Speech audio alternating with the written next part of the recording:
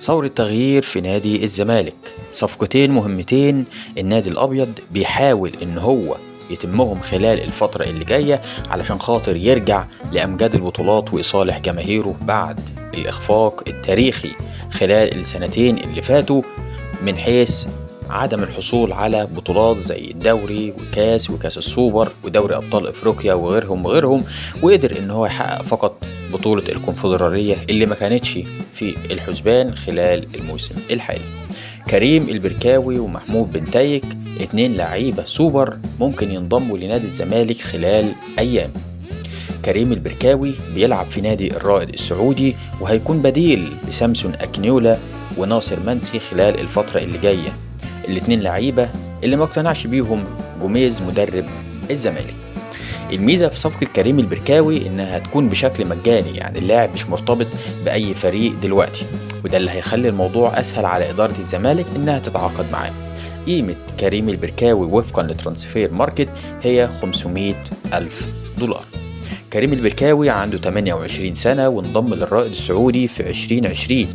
كان بيلعب مع حسنية أغادير المغربي وشارك مع الرائد في 106 ماتشات، سجل 21 هدف وصنع 7. الصفقة دي لو تمت هتكون إضافة قوية للهجوم الزملكاوي. قيمة كريم البركاوي هي تقريبا مليون يورو، ولكن الصفقة ممكن تتم في حدود 700 ل 500 ألف يورو أو 500 ألف دولار، لأن نادي الزمالك بيعاني من أزمة دلوقتي ويحاول إن هو إنه يدور على لعيبة بجودة كويسة وبسعر أقل. أما بالنسبة للوينج الشمال محمود بن تايك، النهاردة مصادر صحفية كشفت إن الزمالك بيصل لمرحلة متقدمة من المفاوضات مع سانت تيان الفرنسي، لأن النادي مرحب بخروج اللاعب محمود بن تايك بسبب رغبته في التعاقد مع لاعبين جدد وتجديد دماء جديدة في الفريق. الزمالك دلوقتي بيشتغل على الوصول لاتفاق نهائي مع سانت تيان، لأن سانت تيان طالب ان تكون الصفقة على سبيل الاعارة الموسم واحد، ولكن الزمالك عاوز يخلص في اللاعب بشكل نهائي.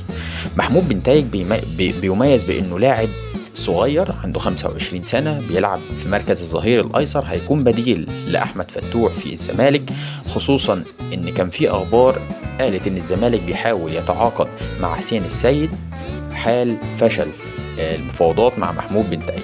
وكمان اللاعب بيجيد اللعب في مركز قلب الدفاع، طوله 181 سنتي، لعب في سانت تيان منذ صيف 2023.